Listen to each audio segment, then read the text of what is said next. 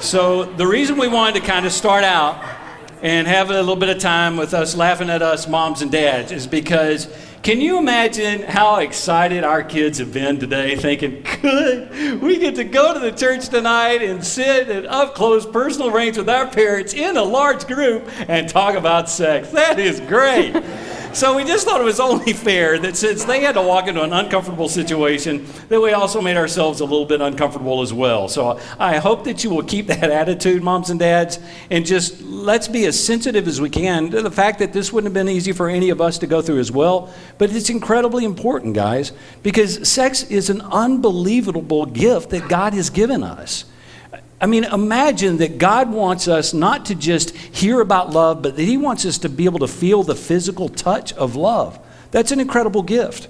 We wanted to share this verse with you. Matthew 19, verse 4 through the beginning of 6.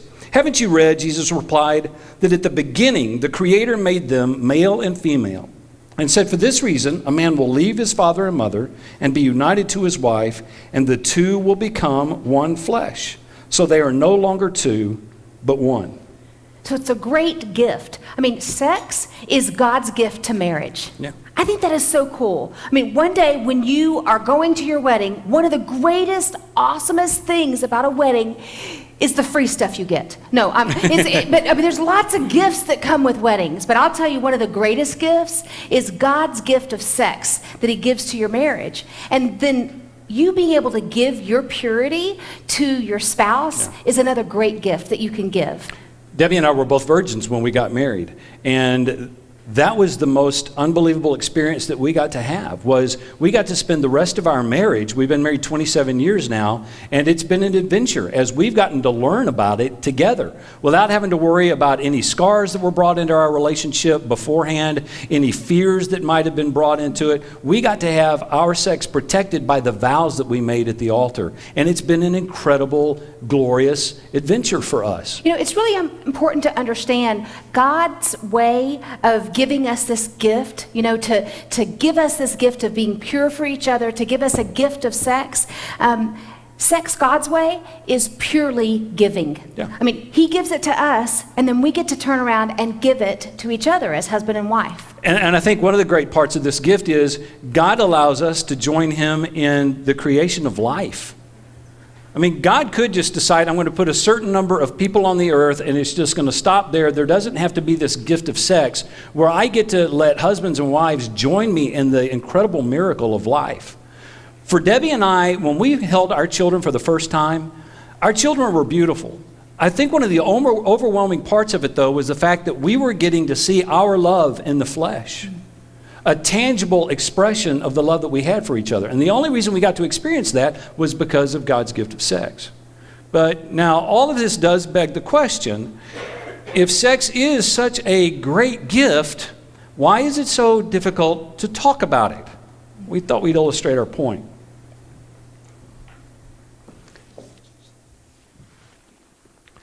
Hey son, can you come in here for just a minute?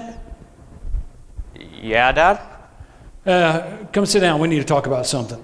No. No. You're not in trouble. Come here. Have a seat. Okay, good. So, what's up? Well, we need to talk about a very important, sensitive subject. We need to talk about... About what? About a talk every young man should have with his father. Oh, you mean sex? Okay, yeah, you don't have to go blurting it out, okay? What's the big deal? It's not a dirty word. Well, but... It's not like when a husband and wife are in the middle of making love, God turns His head and says, Gabriel, look away, they're doing it again. Okay, wow, all right, whoa. Hey, can we just settle down and just talk about this seriously for just a minute, all right? Sure. What do you want to know? And I'm actually kind of glad we're finally having this talk. I was wondering how long you were going to wait. I was waiting until I was sure you were ready to listen. No, that was like 3 years ago. What happened 3 years ago? Well, nothing happened. People just started talking about it at school. Yikes. Well, okay. Well, then let's get started. Okay, now then, sex is something very special, only to be shared between a man and woman who love each other. Who told you that? My dad. Well, Grandpa gave you some bad info. You see, it's not for anyone who loves each other. It's a gift God specifically gives to husbands and wives to express their love for each other. Husbands and wives. Yeah. Of course, right. Husbands and wives. But, I mean, it's so difficult, though. God gives us these raging hormones, and then he tells us not to have sex before marriage. Yeah, that's true. But, I mean, I know why that is. But it's...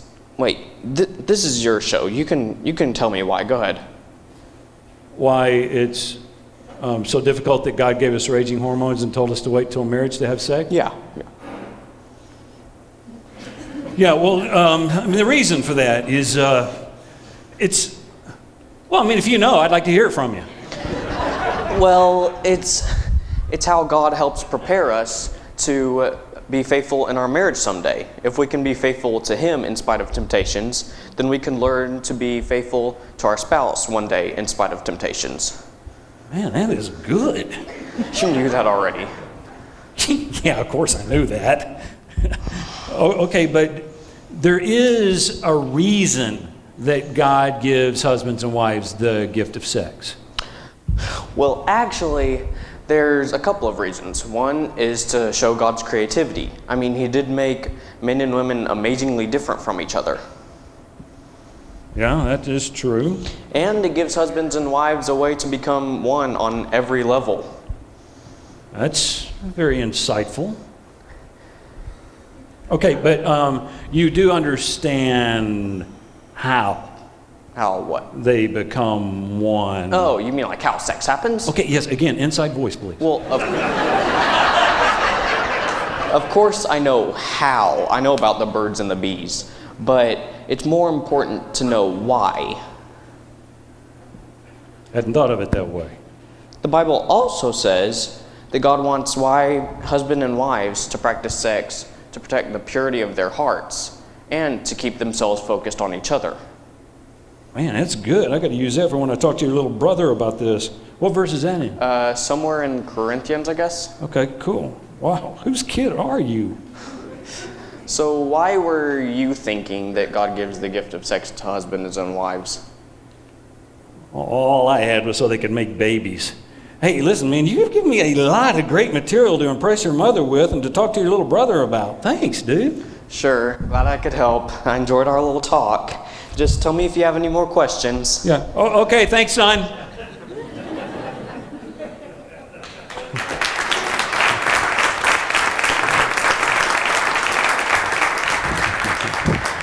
So that is our son, our 15, about to turn 16 tomorrow year old, and he wanted to be able to just kind of illustrate a little bit of our own relationship. So the thing that we always tell our kids is that it's such an incredible gift, this gift of sex, that you better be real careful about when you open it up the first time. You better make sure you're waiting until marriage because it's so glorious and it's so wonderful that once you take the top off of this gift, it's very difficult to turn back because it's so alluring to be able to visit. And it's important for us to make sure that our kids know this is not dirty because it's from God. That's right. This came from the Father above with whom there is no shifting shadow. It was glorious when it left His hands, and it was supposed to be glorious when it was delivered to us. Which means we really need to be talking about it more. So that's why this night is here. So I want you to talk about a couple of questions, parent to parent and teens to teens. So here's this next discussion question. Parents, I want you to discuss with parents at your table. What are some conversations that your own parents had with you about sex when you were growing up? And what makes it difficult or awkward for you to talk to your own teens about sex now? Or maybe if the talk went real well, what helped you be able to do such a great job? And then teens are going to move to a different location. Yeah, so that you don't have to talk about this part in front of your parents right now. Yes. So I want you to just kind of move away from the table, circle up your chairs, and talk about this with other teens. What are some conversations that you had to have about sex already in your family? And what makes it difficult or awkward for you to talk to your parents about sex? And then after you guys do that, you're going to move back together, and all together in your group, you're just going to kind of share what you talked about, right? Okay, so you guys go ahead and scatter out and talk for a little bit.